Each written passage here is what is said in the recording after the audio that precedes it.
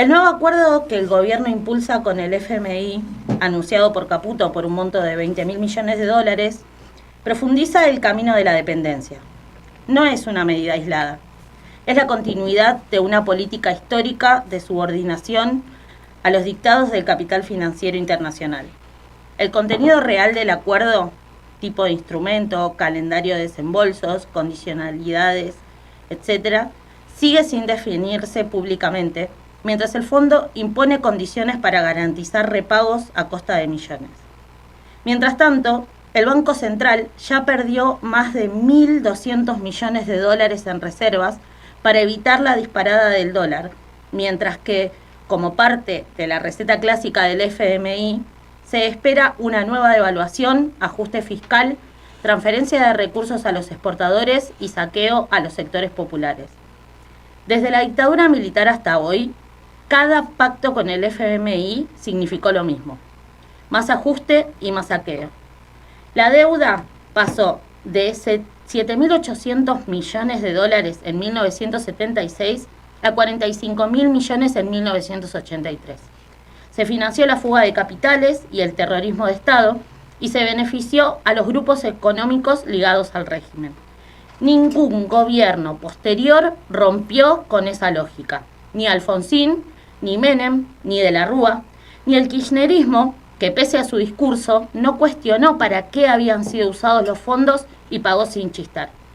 Al momento de asumir Néstor Kirchner, la deuda neta con dicho organismo rondaba los 13.000 millones de dólares, los cuales, lejos de haber sido utilizados en beneficios del pueblo, era parte de una deuda de la dictadura militar, más lo utilizado para que se financie la fuga de capitales durante el gobierno de Menem y de la Rúa. En 2018, el préstamo histórico de 50.000 millones de dólares dados a Macri para financiar la fuga de capitales y su legitimación por parte del Frente de Todos en 2022 al votar el nuevo acuerdo negociado por el ex candidato a presidente de Unión por la Patria, Sergio Massa, evidenciaron que el fondo nunca se había ido del país. Hoy, el gobierno libertario aplica por anticipado lo que el FMI exige: la eliminación de la moratoria previsional, los despidos en el Estado, la reforma laboral de la ley bases y entrega de empresas públicas y recursos estratégicos no son más que guiños al organismo de que se cumplirá con todo lo solicitado sin importar el destino de las mayorías. Todo bajo el discurso de una supuesta estabilización que no es más que la profundización del saqueo. La salida del cepo, financiada con nueva deuda, solo alimentará la fuga de capitales, como ya ocurrió en ocasiones anteriores. Mientras tanto, el peronismo vuelve a cumplir su rol histórico de sostén del régimen en crisis. Esto ya había quedado en evidencia al mandar de manera apresurada el acuerdo con el fondo durante el gobierno de Alberto Fernández, legitimando una deuda que al momento de la asunción de la fórmula Fernández-Fernández en 2019 se sabía que había sido utilizada para la fuga de capitales y que luego auditorías internacionales lo confirmaron. En el Congreso, parte de sus bancadas fueron claves para el quórum y la aprobación de artículos de la ley ómnibus, mostrando que, más allá del relato, están dispuestos a garantizar la gobernabilidad del ajuste. Al mismo tiempo, su crisis interna lo atraviesa de punta a punta. Diputados que venden sus votos por dinero o cargos jerárquicos, otros que se ausentan a votaciones claves o se abstienen de votar, sin una estrategia clara, más allá de posicionarse de cara a las elecciones de este año. Su orientación sigue siendo la misma: mostrarse como el mal menor, esperar el desgaste del gobierno y canalizar el descontento social a través de las urnas, mientras bloquean cualquier proceso real de movilización y lucha que cuestione el orden establecido. El FMI no es un actor neutral, es un instrumento de dominación imperialista que impone su política en decenas de países. Actualmente, en el mundo, hay al menos 100 países que le deben dinero al FMI y cuyo plan económico está condicionado a eso mismo. En países como Sri Lanka, Pakistán o Ecuador, exigen reformas estructurales a cambio de préstamos que incluyen devaluaciones, despidos masivos, suba de tarifas, recortes en salud, educación y subsidios. En Grecia, tras una década de intervención directa, el resultado fueron privatizaciones salvajes, jubilaciones miserables y una generación entera arrojada a la precarización. Estos ejemplos muestran que la deuda no es una particularidad local, es el mecanismo que sostiene la dominación de los países dependientes por parte del capital financiero internacional.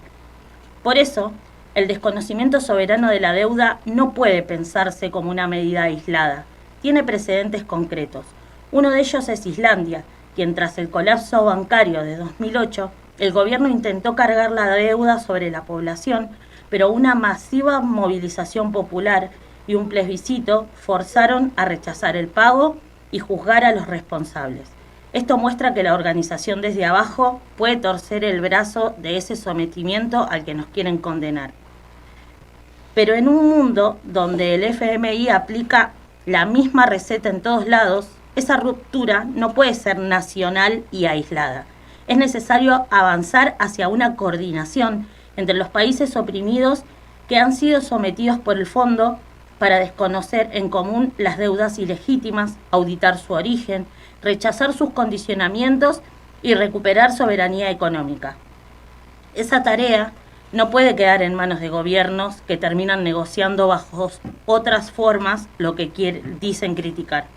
Solo la unidad internacional de la clase trabajadora y los pueblos oprimidos pueden poner en pie una fuerza real para romper con el FMI y el sistema capitalista que lo sostiene.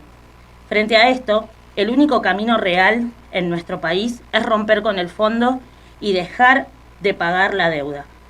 No como consigna moral, sino como parte de un programa para recuperar recursos estratégicos e invertidos en salarios, jubilaciones, salud, educación y vivienda.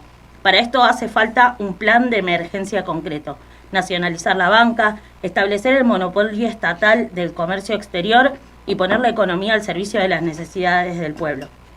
El 24M mostró que hay fuerza social para enfrentar este modelo.